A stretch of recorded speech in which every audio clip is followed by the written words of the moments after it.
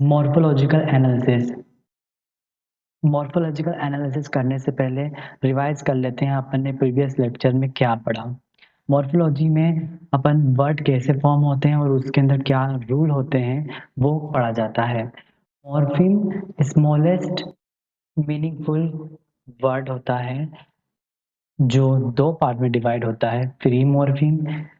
Free morpheme basically stand alone word है, इनको किसी की ज़रूरत नहीं पड़ती मीनिंग कन्वे करने के लिए। ये भी दो पार्ट में डिवाइड हो जाता है, lexical morpheme and functional morpheme. Lexical morpheme open class होते हैं और फंक्शनल मॉर्फिम क्लोज क्लास होते हैं। ओपन इसलिए होते हैं लेक्सिकल मॉर्फिम, इनके अंदर न्यू वर्ड ऐड हो सकते हैं। लेक्सिकल मॉर्फिम नाउन होते हैं, एडजेक्टिव होते हैं। क्लोज मॉर्फिम वो वर्ड होते हैं जिसमें अपन न्यू वर्ड ऐड नहीं कर सकते, जैसे कंजक्शन होते हैं, अपने आर्टिकल्स होते हैं, इनके अंदर अपन न्यू वर्ड ऐड नहीं होते, तो ये फंक्शनल मॉर्फिम होते हैं। सेकेंड टाइप है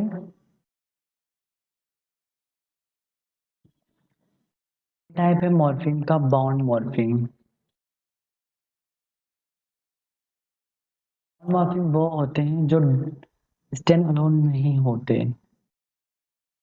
इनको किसी का सहारा चाहिए होता है एक वर्ड में मीनिंग निकलाने के लिए। ये भी दो पार्ट में डिवाइड होता है, इन्फ्लेक्शनल मॉर्फिम, डेरिवेशनल मॉर्फिम। इन्फ्लेक्शनल मॉर्फिम में सिर्फ सफिक्स होते हैं, ये सिर्फ 8 होते हैं, जैसे plural S, possessive S, present participle ING, past participle EN, comparative ER, superlative EST, person singular S, past tense ED. ये 8 होते हैं inflectional morpheme. Derivational morpheme prefix और सफिक्स दोनों में होते हैं, इनके अंदर क्लास चेंजिंग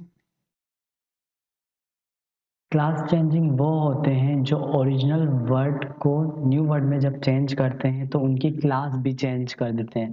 सच एज सिंग वर्ब है, उसको अपन ने सिंगर में चेंज किया तो ये नाउन हो गया। क्लास मेंटेनिंग वो होते हैं जब ओरिजिनल वर्ड को न्यू वर्ड में क्रिएट करते हैं बट उसका क्लास चेंज नहीं करते, वो क्लास मेंटेनिंग होते हैं। फॉर एग्जाम्पल बॉय नाउन है, जब उसको बॉयहुड में करेंगे तो भी नाउन होगा। तो ये होते हैं class changing, class maintaining, derivational morpheme. अब अपन मॉर्फोलॉजिकल एनालिसिस करते हैं। फर्स्ट वर्ड जम्प्ड, इसको फर्स्टली अपन ब्रेक करेंगे, जंप प्लस ईडी, ये अपना क्या है, सफिक्स है, एंड ये अपना स्टेम है। स्टेम वो होता है जो किसी सफिक्स से या प्रीफिक्स से ऐड हुआ हो, उसे स्टेम बोलते हैं। अपना ईडी कौन सा सफिक्स है, अपना इन्फ्लेक्शनल मॉर्फिम सफिक्स है ये। तो यहाँ पर अपन लिखेंगे इन्फ्लेक्शनल मॉर्फिम। यहाँ पर जंप फर्दर डिवाइड नहीं हो सकता तो यहाँ पर रूट लिखा जाएगा। सो ये अपना जंप का एनालिसिस हो चुका है। धीरे धीरे मैं वर्ड के लेवल इंक्रीज करते चलूंगा। सेकेंड वर्ड है अनहैप्पी, तो अनहैप्पी को अपन ब्रेक करेंगे, अन प्लस हैप्पी, अपना यहाँ पर अन प्रीफिक्स है, हैप्पी अपना स्टेम है और ये अपना फर्दर डिवाइड नहीं होगा, तो ये रूट होगा। यहाँ प्रीफिक्स कौन सा है? डेरिवेशनल प्रीफिक्स है। और ये क्या हैप्पी का क्लास चेंज कर रहा है? हैप्पी एडजेक्टिव है, अन लगाने के बाद भी ये एडजेक्टिव हो रहा है, तो यहाँ पर ये क्लास मेंटेनिंग डेरिवेशनल मॉर्फिम है। यहाँ पर क्लास मेंटेनिंग और क्लास चेंजिंग नहीं लिखना चाहते हैं तो वो आपके ऊपर है, आप नहीं भी लिखेंगे आपको फुल मार्क्स मिलेंगे, बट फिर भी आपको पता है तो जरूर लिखिएगा क्लास मेंटेनिंग और class changing. Move on to next word, kindness.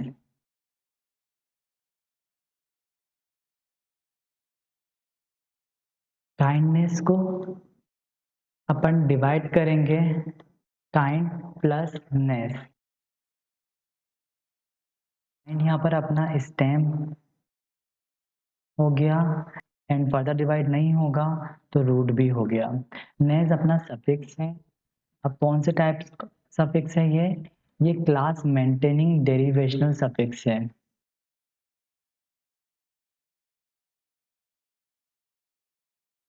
तो यहाँ पर काइंडनेस का भी अपने मॉर्फोलॉजिकल एनालिसिस कर लिया है।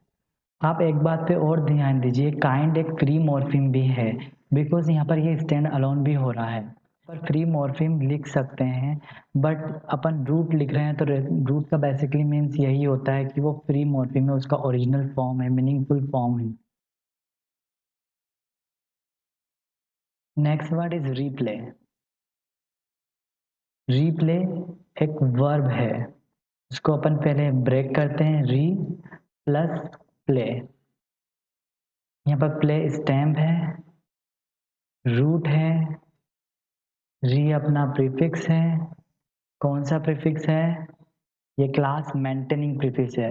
री लगाने के बाद भी प्ले वर्ब है तो वर्ब ही रह रहा है, class maintaining derivational. Move on to next, pre payment. यहाँ फर्स्टली अपन डिवाइड करेंगे प्री प्लस पेमेंट। प्री अपना प्रीफिक्स है, क्लास मेंटेनिंग है, स्टैम्प लिख दीजिए बिकॉज पेमेंट प्री से जुड़ा हुआ था तो ये भी अपना स्टैम्प हुआ। यहाँ पर ये फर्दर डिवाइड होगा क्योंकि यहाँ पर दो मॉर्फिम है, पे प्लस मेंट। मेंट सफिक्स है, बट कौन सा सफिक्स है? Class changing. उस पे एक वर्ब है, उसके बाद पेंट लग गया तो वो एक नाउन हो गया, इसलिए ये क्लास चेंजिंग डेरिवेशनल मॉर्फिम है। एंड पे यहाँ पर क्या है? अपना स्टेम है एंड रूट है। यहाँ अपना प्री पेमेंट का मॉर्फोलॉजिकल एनालिसिस खत्म हो जाता है। नेक्स्ट है मिसअंडरस्टूड।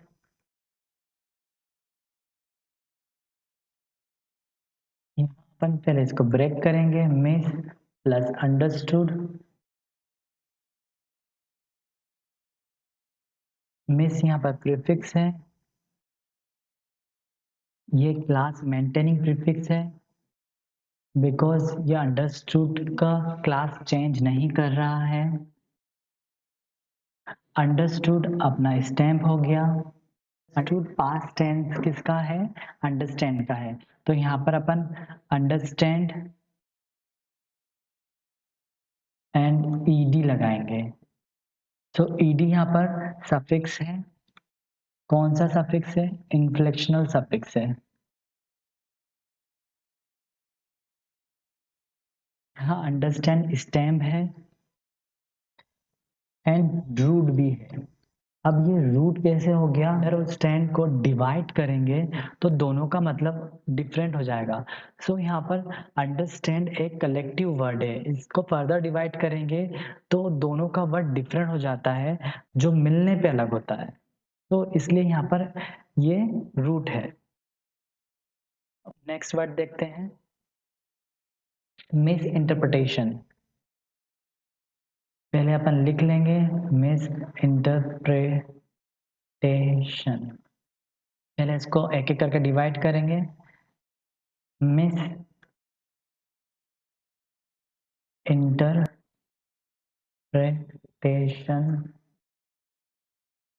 मेरी हैंड राइटिंग के लिए सॉरी, धीरे धीरे मुझे प्रैक्टिस हो जाएगी। मिस यहाँ पर प्रीफिक्स है, क्लास मेंटेनिंग है, यहाँ पर ये स्टेम हो गया अपना, यहाँ पर ये फर्दर डिवाइड होगा, यहाँ पर क्योंकि इंटरप्रिटेशन है, शन है, सो यहाँ पर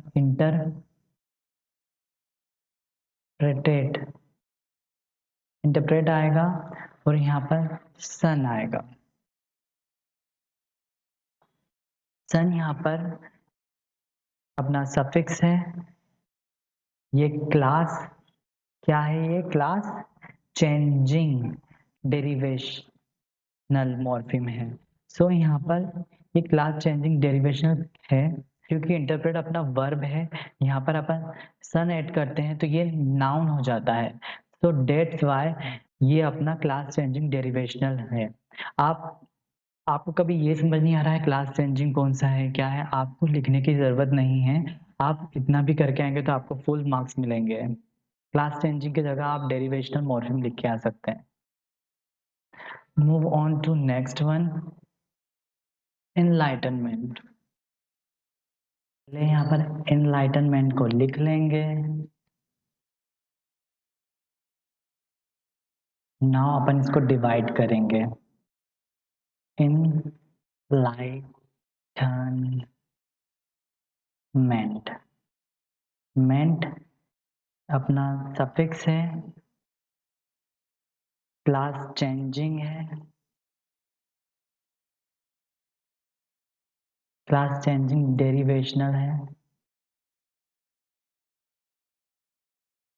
एनलाइटन अपना टेम है जो फर्दर डिवाइड होगा। यहाँ पर ये क्लास चेंजिंग क्यों था, क्योंकि यहाँ पर ये वर्ब है और ये अपना नाउन था। ओके, तो मेन लगा तो ये अपना नाउन बन चुका था, इसलिए ये क्लास चेंजिंग था। अब यहाँ पर इसको फर्दर डिवाइड करेंगे एनलाइटन को, एन लाइटन, ये अपना प्रीफिक्स है, क्लास मेंटेनिंग है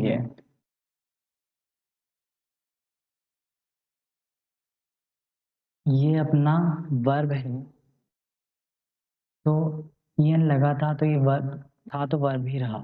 यहाँ पर ये अपना स्टेम हो गया, ये फर्दर डिवाइड होगा, लाइट आ गया और ई एन आ गया। यहाँ पर ई एन सफिक्स है और ये क्लास चेंजिंग डेरिवेशन है। लाइट नाउन है और ई एन लग के ये वर्ब हो गया था, सो इसलिए ये क्लास चेंजिंग है। यहाँ पर लाइट अपना स्टेम हो गया एंड यहाँ पर अभी फर्दर डिवाइड नहीं होगा, सो इसलिए ये रूट। नेक्स्ट है अपना रिस्पेक्टफुली, पहले लिख लेते हैं।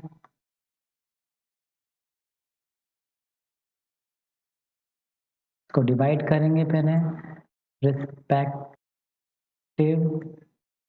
प्लस ली, ये अपना सफिक्स है, क्लास चेंजिंग है,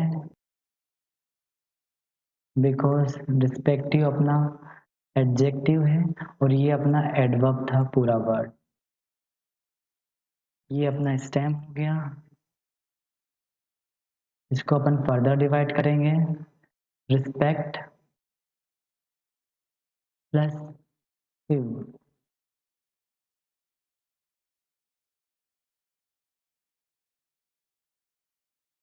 यहाँ पर इव सफिक्स है, ये क्लास चेंजिंग है क्योंकि ये अपना नाउन था, इव लग के इसने एडजेक्टिव बनाया इसको, तो ये क्लास चेंजिंग है। यहाँ पर इसको रिस्पेक्ट अब अपना स्टेम हो गया, अब ये फर्दर डिवाइड नहीं होगा इसलिए ये रूट हो गया। नेक्स्ट है अपना अवेकनिंग। पहले इसको लिख लेते हैं, अवेकनिंग को डिवाइड करते हैं, अवेकनिंग, ये सफिक्स है अपना। अब ये कौन सा सफिक्स है, आप मुझे कमेंट में बताइए कौन सा सफिक्स है। यहाँ पर अवेकन अपना स्टेम हो गया, ये फर्दर डिवाइड होगा, अवेकन,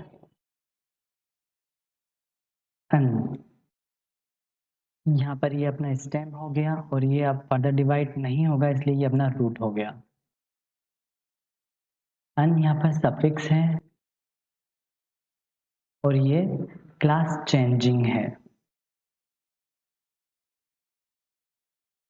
अपना नेक्स्ट है डिस्टेबलाइजेशन।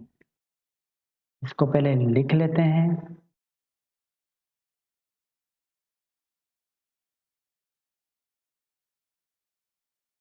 डिवाइड करते हैं, डिस्टेबलाइजेशन।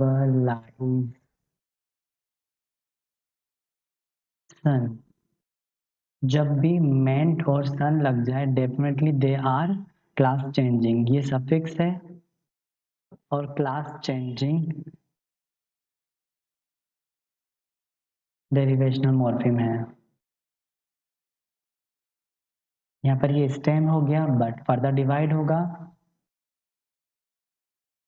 डी स्टेबलाइज आ जाएगा इधर, ये अपना यहाँ पर स्टेम हो गया, ये अपना प्रीफिक्स है, यहाँ पर ये फर्दर डिवाइड होगा,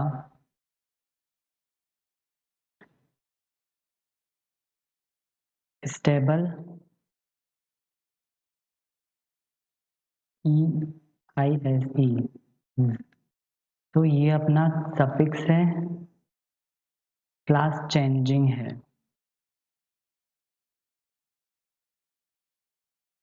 ये अपना रूट हो गया, जगह खत्म हो गई है, तो ये अपना स्टेम हो गया और रूट भी होगा क्योंकि ये फर्दर डिवाइड नहीं होगा। आज के लिए इतना ही। कभी आप चाहते हैं कि डीएवी के प्रीवियस ईयर मॉर्फोलॉजी के एनालिसिस क्वेश्चन करवा दूं, सेक्शन में बोल सकते हैं, मैं इसका नेक्स्ट लेक्चर बना दूंगा।